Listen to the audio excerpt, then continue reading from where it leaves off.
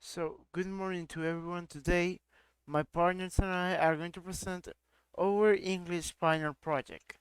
My group was conformed by Eric Garcia, Russell Gaitan, Kevin Martinez, Bolivar Cedeño, and my person, Angel Medina. We're going to try to explain two topics of grammar, a vocabulary of composition, and a reading at the end. I hope you will like it. Question tags.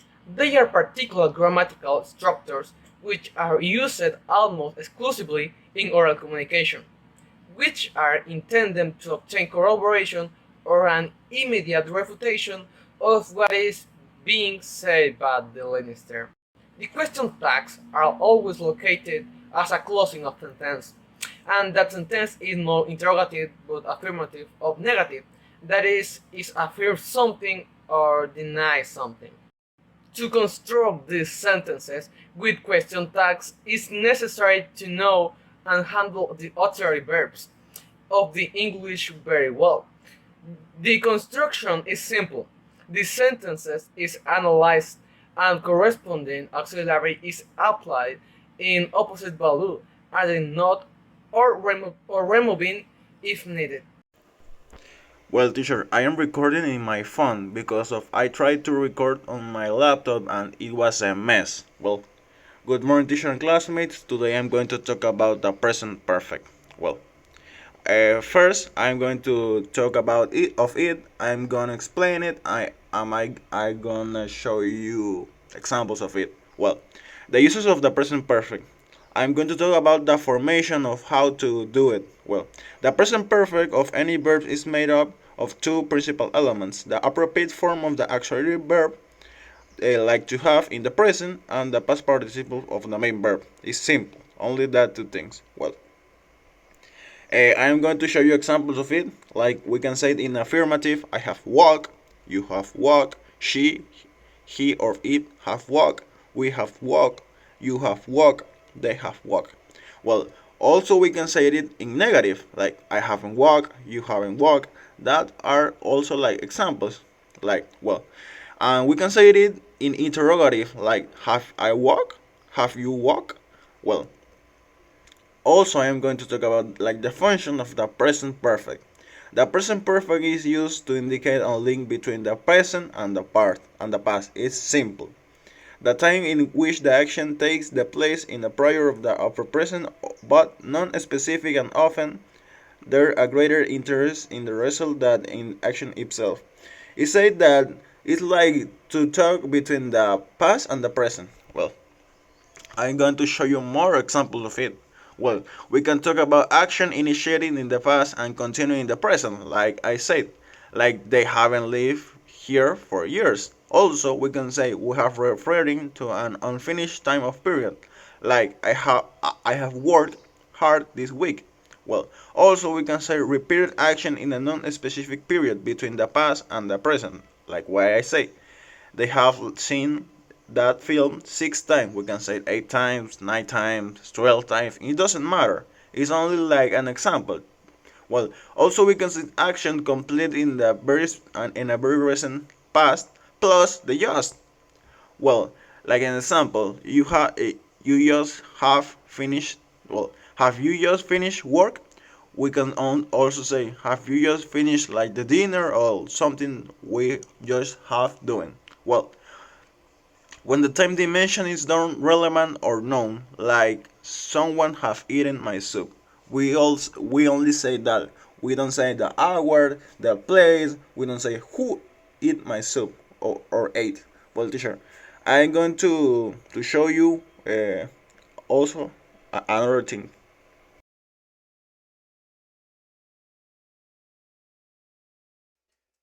Greetings to everyone, my name is Sancho Meira and now I'm going to present the part of composition for this project.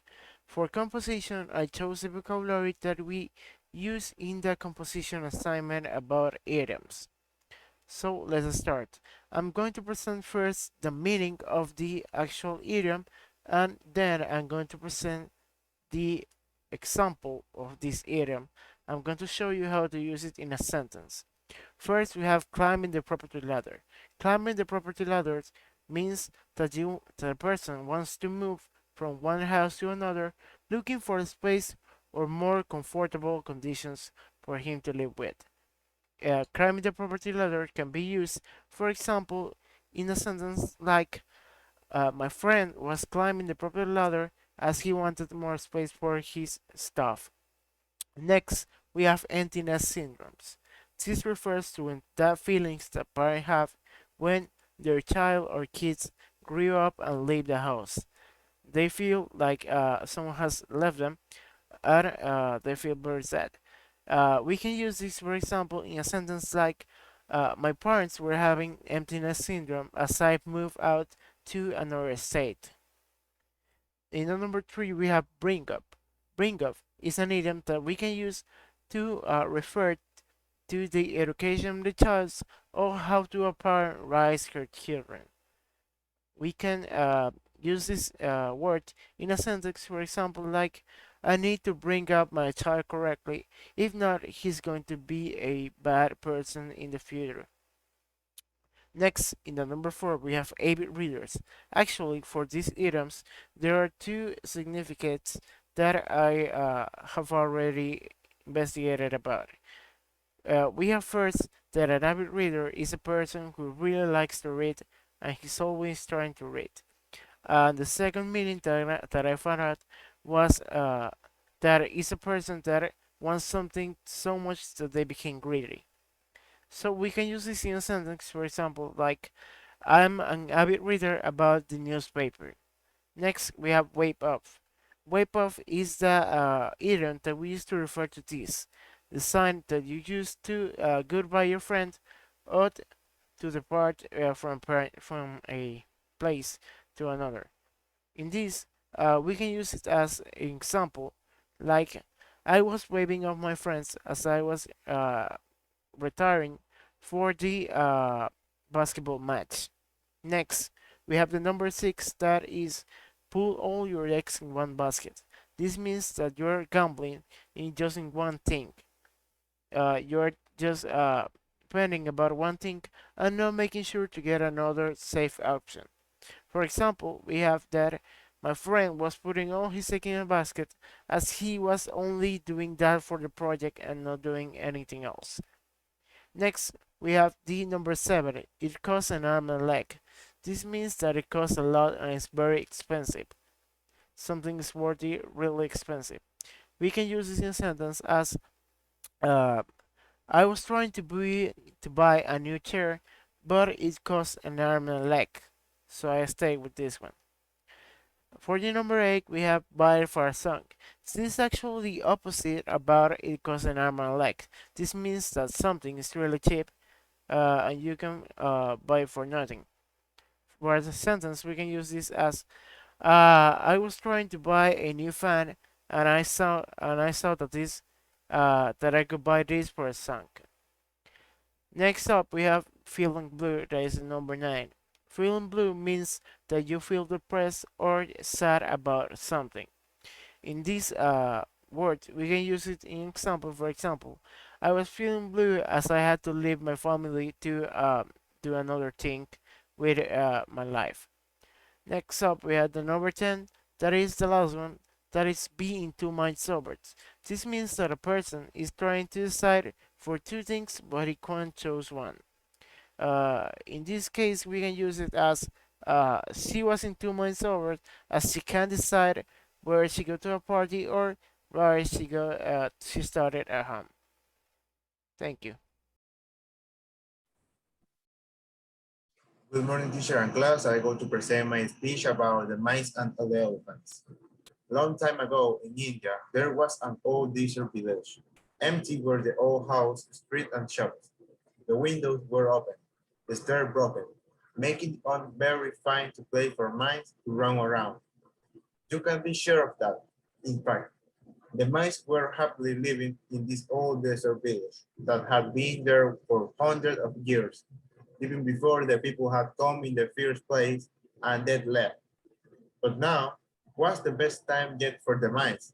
They made tunnels or through that find old homes and buildings, forming great messes. What good time they had. with their many dinner parties and festivals, weddings and feasts. And so the time passed. Oh, one day, a herd of elephants, numbered in thousands, stamped through the village, on their way to a big lake in the west. All the elephants were thinking about as their marched was how good it would be to jump in that lake for a cool swim. They did not know, and how could they, that as they marched through the village, those big elephant feet were standing down the messes and tunnel the mice made, while the missed dog elephant behind. What good time they had with their many dinners, parties, and festivals, weddings, and feasts. The mice quickly held a meeting in the herd come back this way again. Our community is dumber. Great on one mouse, we won't stand a chance, cried another. There was only one thing to do, a group of brave men followed those elephant footprints all the way to the lake. There we found the king of the elephants. Going before him, one mouse spoke for the other and said, "O king, not far from here is one mice community. It's in that old desert village you passed through. You may remember it?" "Of course, I remember it," said the elephant king. "But we didn't know a mice community was there." "How could you?" said the mouse. "But your hair stamped of many of the homes where we have lived for hundreds of years. If you were to return the same way, that will surely be the end of us. We are small and you are big, but we ask you, please, won't you find another way to go home? Who knows, maybe someday we nice come help you." Thank you.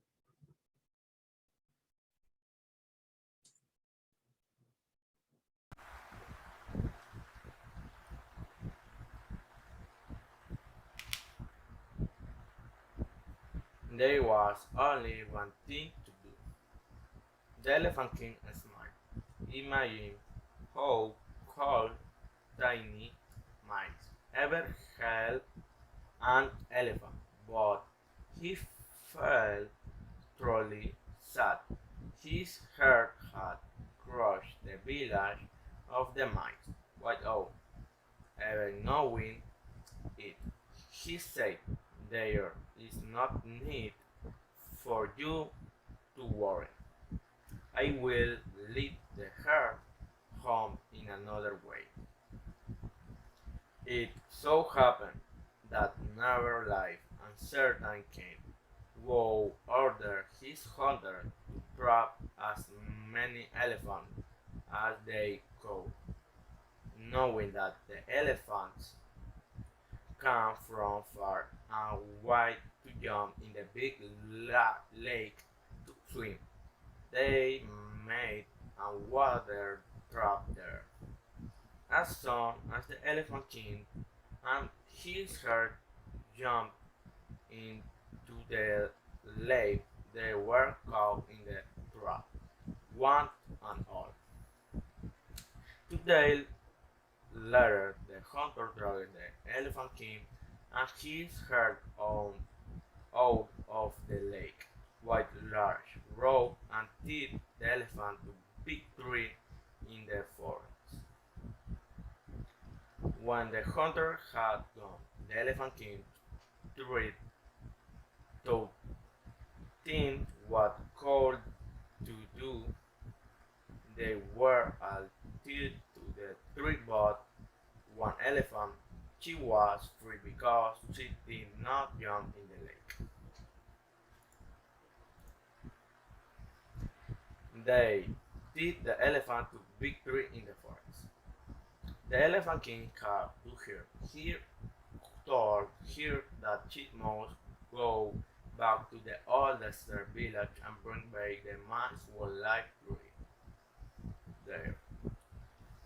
When the mice found on the trouble that the Elephant King and his herd were in, they raced over to the lake, saying the king and his herd died up. They quickly ran over to the rope and began chewing. They chewed and chewed as quickly as they could. Some the ropes were chewed all the way through, and the mice set their large friend free. The elephant herd found a new way home, and the mice community lay on for many years to come. Thank you.